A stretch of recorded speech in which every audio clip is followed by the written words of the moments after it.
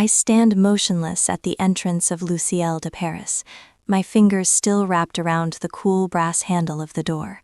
12 place settings shimmer across the pristine white linen tablecloth. Exactly 12.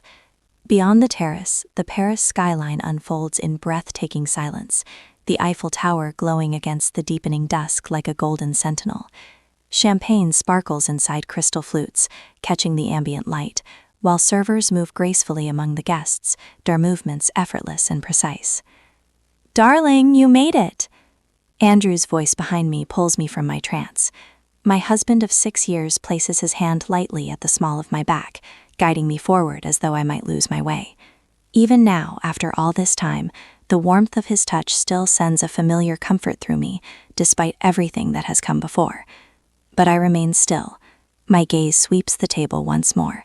12 settings, 12 chairs, 12 members of the Hastings family already seated or mingling nearby. There is no empty place reserved for me.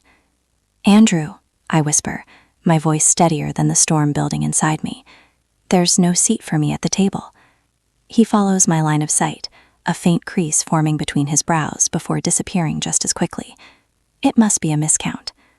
The casual dismissal in his tone sends a cold shiver through me that has nothing to do with the evening air. I lift my chin and step onto the terrace, Andrew following a step behind. Conversations falter briefly at my approach before continuing with forced cheerfulness.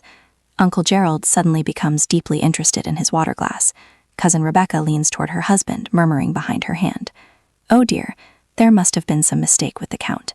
Margot rises slightly, her silk gown whispering as it moves. The smile she gives me never reaches her eyes. It never has. The staff here can be terribly careless sometimes. "I thought she wasn't attending family matters," Rebecca murmurs, just loud enough for the words to reach me. Her voice is soft, but the impact is sharp. Andrew settles into a seat without hesitation, reaching casually for the wine. "Oops," he laughs lightly. "Must be a miscount." The repetition sounds rehearsed, prepared. My throat tightens. I notice my place at the family table appears to have vanished.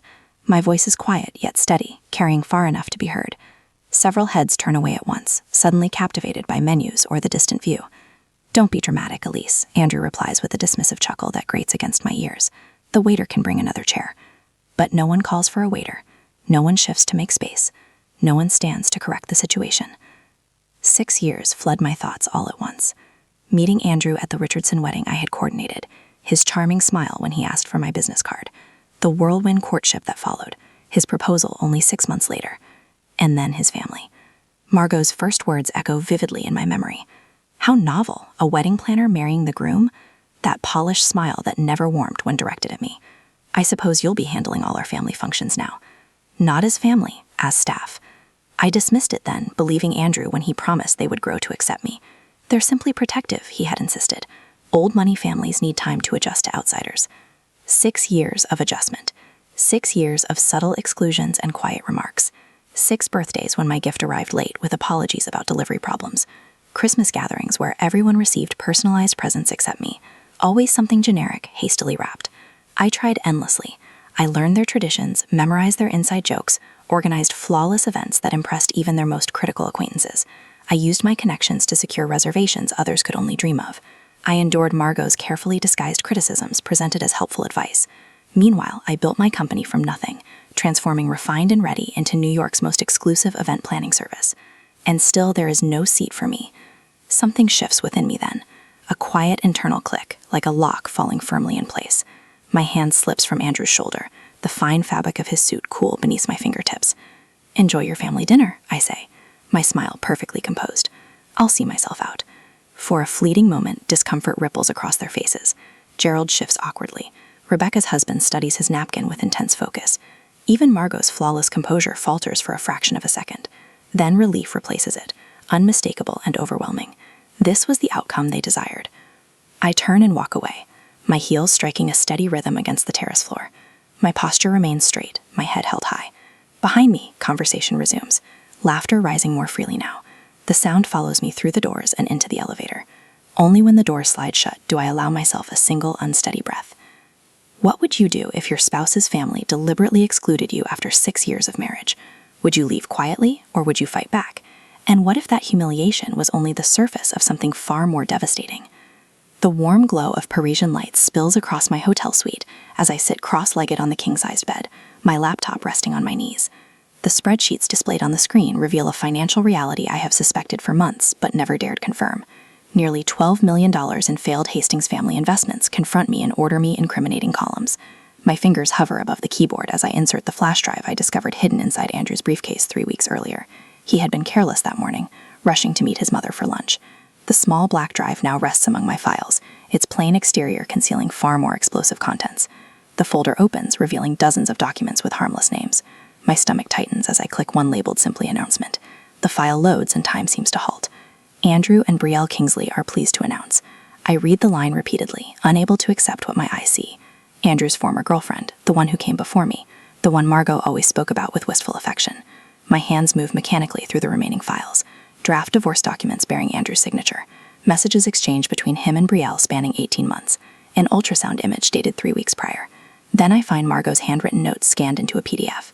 Finally, the right woman for the Hastings. Scrolling further reveals her involvement everywhere. Emails between her and Brielle stretching back 3 years, long before the affair began. Lunch meetings, shopping trips, discussions about selecting the perfect heirloom for the future child. Margot had been orchestrating my replacement while accepting my gifts and pretending civility at family gatherings. The dinner tonight, the missing chair, it was not merely another slight. It was the opening act of my removal. Andrew had been sitting there smiling, champagne in hand, while preparing to present divorce papers. The entire family complicit in the performance, rehearsing their roles in my humiliation. While I waited alone in our suite that afternoon, they had been preparing to tell me he was leaving me for his pregnant former lover. The family dinner was not simply excluding me, it was celebrating my departure. I close the laptop and push it aside, lowering my feet onto the plush carpet. The softness cushions my steps as I walk toward the balcony doors and throw them open. Cool spring air rushes in, carrying the scent of rain-soaked streets and distant bakeries. 6 years of my life. 6 years building a business while supporting the Hastings family finances. Quarterly transfers into their investment accounts. Loans never repaid. Luxury vacations charged to my company credit card under the guise of business development. I believed I was supporting family. Instead, I had been financing their lifestyle while they plotted against me, draining my company as they prepared to discard me. My hands tighten around the balcony railing as Paris stretches endlessly before me, the Eiffel Tower piercing the night sky like a dramatic punctuation mark. My wedding ring glints under the city lights. I twist it once, then again, before sliding it from my finger completely. A single tear slips down my cheek before I wipe it away. Tears will solve nothing. Nothing will undo what has happened, but I can ensure they do not escape consequences. I return to the room, purpose replacing shock. My phone is already in my hand before the plan fully forms, searching for Jamie's number. "Boss, it's midnight here. Everything all right?" My assistant's voice steadies me immediately. I need every contract pulled immediately, every Hastings family event, every rental agreement, every vendor payment schedule. Jamie, loyal as always, asks no questions. "Give me 20 minutes to reach the office. I'll contact the team." Call Victoria as well. My lawyer has warned me about the Hastings finances for years. I should have listened. The devotion of my staff strikes me deeply, a stark contrast to the family I married into. The refined and ready team who worked through nights to rescue impossible events, who covered my responsibilities when Hastings emergencies demanded my attention, who never complained when company resources were redirected to benefit Andrew's connections. They have been my true family, standing beside me while I chased acceptance from those who never intended to grant it. While waiting, I review the itinerary for the Hastings Grand European Tour, scheduled for the coming weeks, a journey I personally arranged, using every professional relationship I cultivated over the past decade. A chateau in Bordeaux, a private yacht in Monaco, exclusive access to the Vatican, each reservation secured under my company's name, dependent entirely on my reputation and connections, funded with my resources while their accounts dwindled through failed investments. My phone vibrates with an incoming call from Victoria. "Tell me everything," she says without greeting. 20 minutes later, I place the first call. The manager at Chateau Margaux answers immediately, despite the late hour. "Jean-Michel, it's Elise Hastings. I apologize for calling so late, but there has been an unfortunate issue regarding the Hastings reservation next week." My voice remains calm and professional as I describe the situation, Not the personal betrayal, but the business complications requiring cancellation. Jean-Michel, who has worked with me on countless events, asks only what is necessary. Of course, Elise, we will manage this discreetly. Your personal reservation remains unchanged. Thank you. 3 additional calls follow in quick succession. The yacht company, the private tour operator, the jewelry house where Andrew intended to purchase Margot another tennis bracelet to replace the one she complained about last Christmas. A hotel concierge knocks gently on my door as I finish the final call.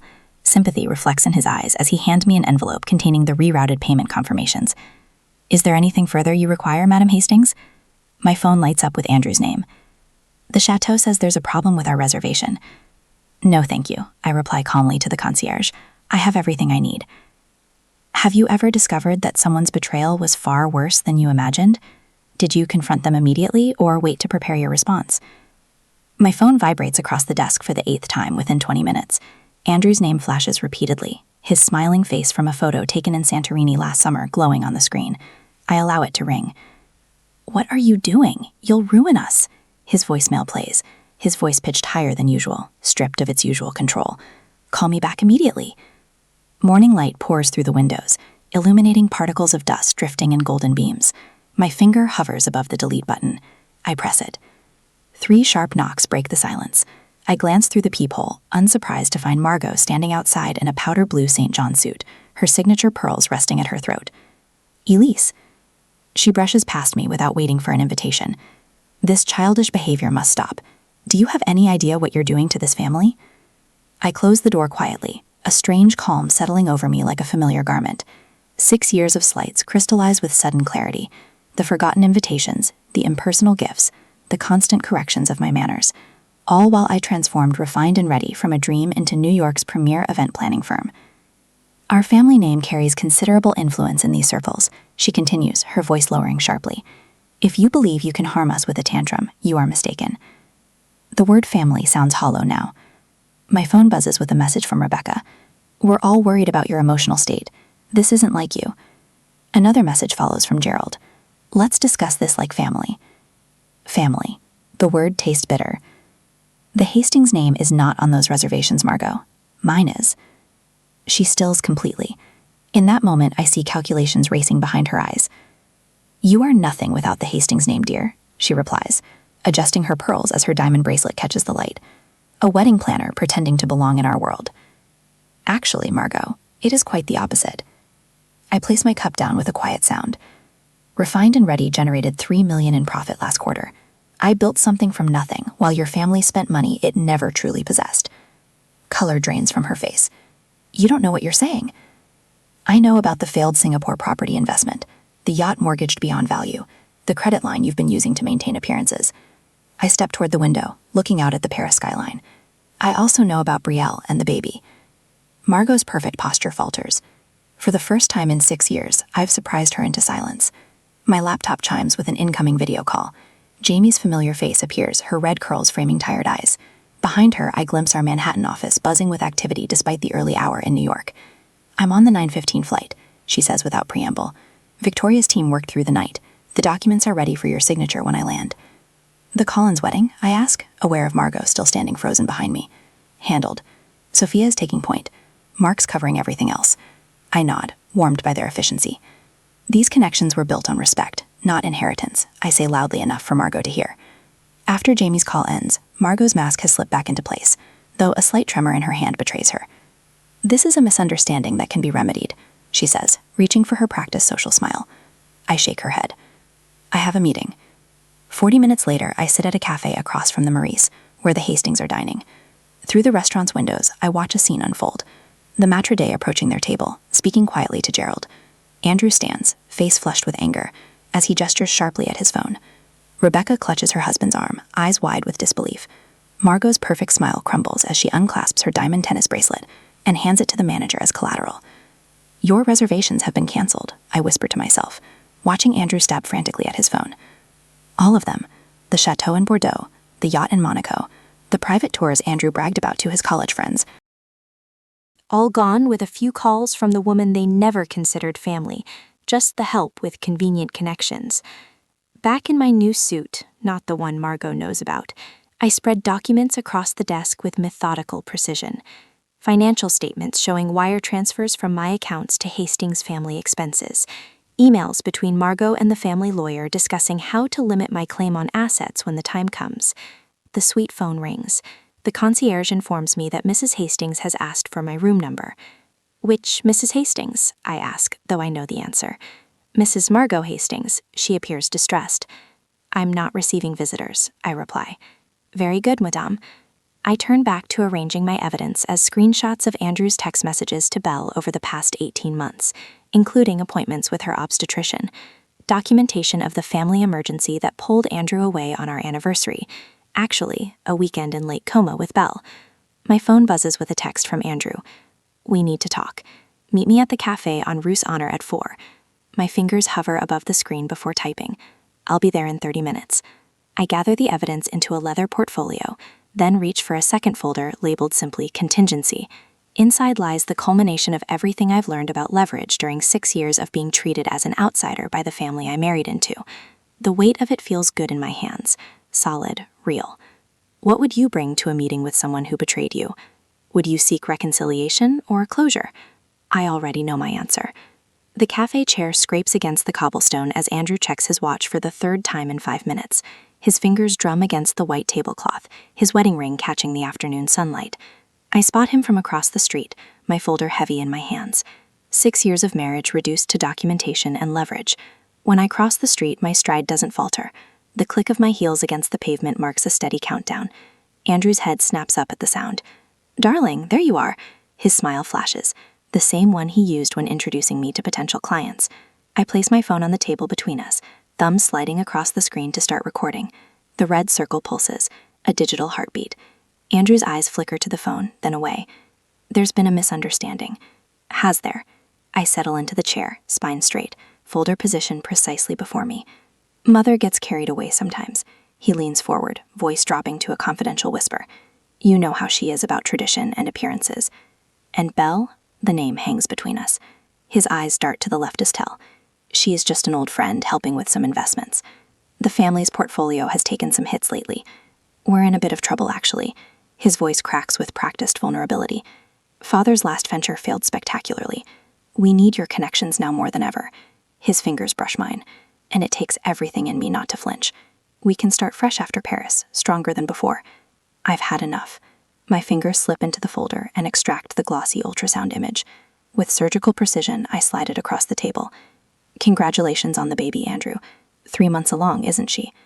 The color drains from his face so quickly I wonder if he might faint. His Adam's apple bobs as he swallows. I've already contacted my lawyer. Here are my terms. I open the folder, revealing the documents Victoria prepared. My phone buzzes with an incoming call. Margot's name flashes on the screen. Right on schedule, I murmur, declining the call. Within seconds, Andrew's phone chimes. He doesn't check it. Mother sends her apologies, he says, voice hollow.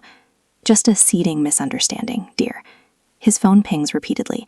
Messages from cousins suddenly remembering my birthday. Invitations to family gatherings. Andrew's eyes fill with tears. Ellie, please, I made a mistake. I'll tell Belle it's over. Complete transparency from now on.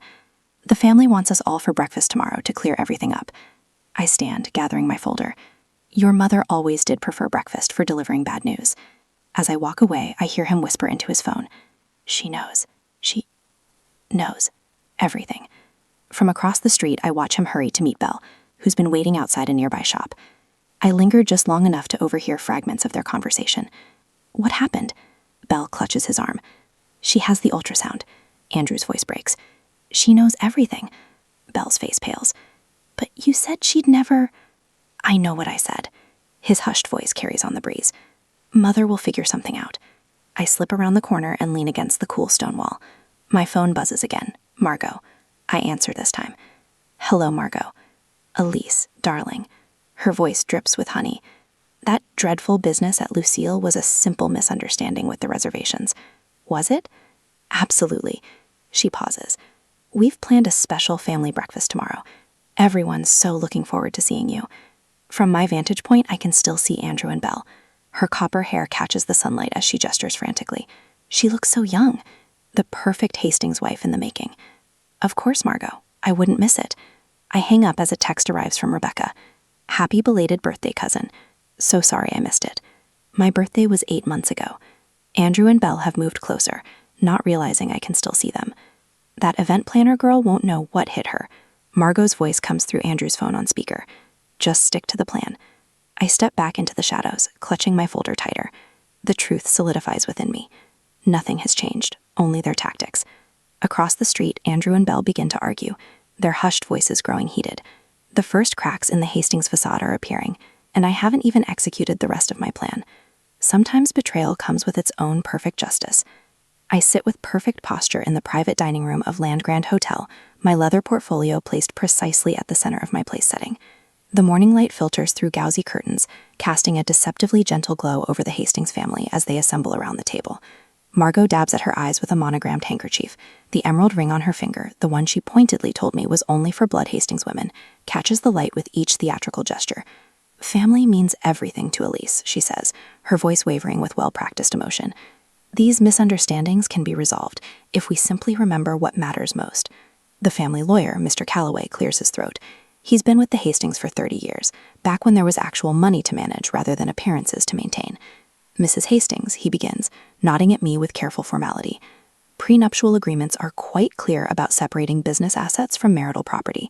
The accommodations and reservations fall under Refined and Ready's contractual obligations, which would need to be addressed separately from any personal matters. The threat hangs in the air, wrapped in legal speak, but unmistakable.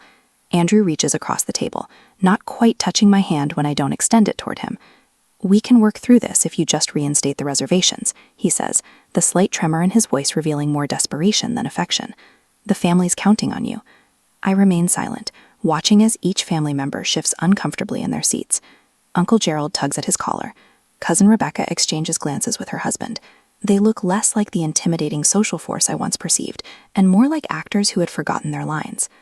Your behavior appears rather emotionally unstable, Andrew continues, emboldened by my silence. Operating a luxury business requires steady judgment. Margot nods, her tears miraculously dried. We're prepared to offer a generous settlement if the situation is handled quietly.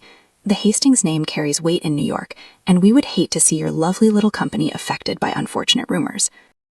I feel a strange lightness spread through my chest as their veiled threats continue.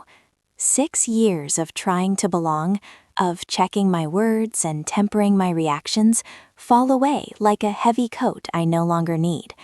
When they finally finish speaking, the room settles into expectant silence. I open my leather portfolio with deliberate slowness, the soft sound of the clasp releasing echoing in the tense quiet. Before I respond, I'd like everyone to look at these documents.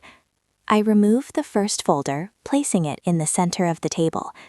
These are financial records showing that I have personally funded the Hastings lifestyle for the past 3 years. The Aspen Chalet renovation, Andrew's failed investment in that tech startup, Margot's medical procedure in Switzerland, all paid through my company's accounts. The second folder lands with a soft thud. This contains proof of Andrew's affair with Belle going back 18 months. Hotel receipts, text messages, photographs. The timeline is quite thorough. Andrew's face drains of color as the folder opens to reveal a particularly damning photograph. The third document might interest you most, Margot. I slide a bound stack of papers toward her. These are your emails to Belle dating back 2 years. You were quite encouraging of the relationship. My favorite part is where you advised her on the perfect moment to announce her pregnancy to the family. The dinner in Paris seemed especially dramatic, though I wasn't supposed to be there for it, was I? The collective gasp ripples around the table like a cold breeze. Finally, I say, placing the last folder before Andrew, these are statements from 3 offshore accounts in the Cayman Islands, opened under your name but funded through a complex series of transfers from my company's accounts. Nearly $4 million, Andrew. That's quite a nest egg. Mr. Calloway's professional mask slips as he snatches the papers, scanning them with growing alarm. I've already spoken with the IRS about these interesting accounts, I say, my voice steady. My lawyer has copies of everything you see here. Prenuptial agreement cover fraud, Andrew? I close my portfolio, the soft click punctuating the stunned silence. I've documented every instance where you used my company without compensation, every event planned at cost, every favor called in with my connections, every client you poached through family introductions. Margot collapses into her chair, her hand clutching her throat as if physically trying to hold back words. Andrew's eyes dart between his mother and the exit door. His mouth opens and closes without sound. Rebecca whispers something to Gerald, who shakes his head sharply, distancing himself from whatever suggestion she made. The terms are simple, I say, removing a single document from my jacket pocket. I don't want your money. I want my dignity. Sign these papers. I place a Mont Blanc pen, a wedding gift from Andrew's father, beside the document. You're free to leave with the Hastings name intact. Andrew, free to marry Belle. Free to raise your child without interference from me. In exchange, I keep my company, my clients, and my reputation. No contests, no public disclosure of these documents. Andrew reaches for the pen with a trembling hand, not meeting my eyes as he signs. As the pen scratches paper, I feel the weight of 6 years lifting from my shoulders. I stand, collect my evidence, and walk toward the door. Elise, Margot calls, her voice stripped of its usual authority. What will you tell people? I turn back, studying their faces one last time. The truth, I answer simply. That some tables aren't worth sitting at. I stand before the floor-to-ceiling windows of my expanded Manhattan office, the morning light catching the polished silver of the refined and ready logo on the wall. Beyond the glass, New York pulses with possibility, much like the life I've reclaimed. My phone buzzes with a text from the Belgian princess whose wedding we're coordinating next month. I smile at the question about vintage champagne coupes. 6 months ago, I would have desperately sought the right answer. Today, I simply offer my professional opinion and let it stand. The florist from Monaco is online too, Jamie says, appearing at my doorway. And the Vanity Fair photographer needs to reschedule your portrait for the Women Redefining Luxury feature. I nod, taking a moment to appreciate the wall behind Jamie. Dozens of framed thank you notes and photos with celebrities, dignitaries, and business icons, not displayed for vanity, but as testimony to a journey. Each represents a connection built on genuine value, not desperate attempts to belong where I wasn't wanted. The intercom buzzes again. Also, there's an email from Rebecca Hastings Cohen, her daughter's engagement party. She's requesting your services specifically. My fingers pause over the keyboard. 6 years of conditioning almost makes me jump at the chance to prove myself worthy, to finally be accepted by the family that never wanted me. Send our standard response, I say instead. We're honored by the interest, but unfortunately our calendar is fully committed through next spring. No spite, no bitterness, just the quiet power of choosing my own path. Done, Jamie says with a knowing smile. That evening, I drive to Connecticut for dinner with my parents. Mom's garden is bursting with early summer roses, and Dad grills steaks, all telling corny jokes he's recycled since my childhood. Their dining room table, scratched from decades of family meals and homework sessions, seats me in the same chair I've had since I was tall enough to reach the table without a booster. The Wilsons next door asked about you again, Mom says, passing the salad. Dad squeezes my hand. We're proud of you, kiddo. Not because of the fancy magazine or the royal clients, but because you found your way back to yourself. The words catch in my throat. These people who taught me my worth had nothing to do with a last name or social standing, had watched me slowly erase myself trying to earn the approval of people who would never give it. Dr. Shelton says I was trying to solve a problem that wasn't mine to fix. I tell them, referencing my therapist of the past 6 months. Some people just won't make room for you, no matter how small you make yourself. Later that week, I gather my team at our favorite rooftop bar to celebrate signing the governor's inaugural ball. 15 faces glow in the sunset light. People who stood by me during the darkest days, who never once questioned if I was enough. Jamie raises her glass. To the woman who taught it all about standing our ground. Laughter ripples through our circle, genuine, warm, free from the constant calculation of what's acceptable. This is the family I chose. Across the table stood Zoe, our newest team member. At 24, she reminds me of myself. Brilliant, eager, and recovering from a relationship where she was constantly diminished. Sometimes I tell her quietly, while the others chat. The chair not being there for you is the best thing that could happen. It forces you to build something better. A month later, I stand on the terrace of my rented Maison Calvi. The Mediterranean stretches before me like possibility itself. My phone chimes with a notification. The divorce is final. Below it, a news alert about Andrew and Belle's courthouse wedding yesterday. I don't feel the sting I expected. Instead, something like peace settles over me as I lift my coffee cup toward the horizon. That evening, my team joins me on the terrace, laptops and sample books scattered across the table as we plan the Viscount's anniversary gala. Crystal glasses catch the golden Italian sunset as we work and laugh. I take my seat at the head of the table. And to tables worth sitting at, I say, and to carefully choosing who gets a seat. Around me, faces shine with something the Hastings never understood. Genuine connection. Perhaps that's the greatest revenge